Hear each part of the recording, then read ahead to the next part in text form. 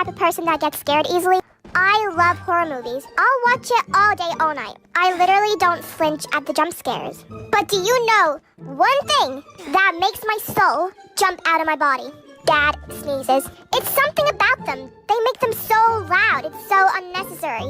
They literally go like, achoo! And you don't know when it's coming because it's so sudden. Like, are you trying to summon a demon or something? I guess this could just be me because I do inside quiet sneezes. But I swear, every single dad I know does this.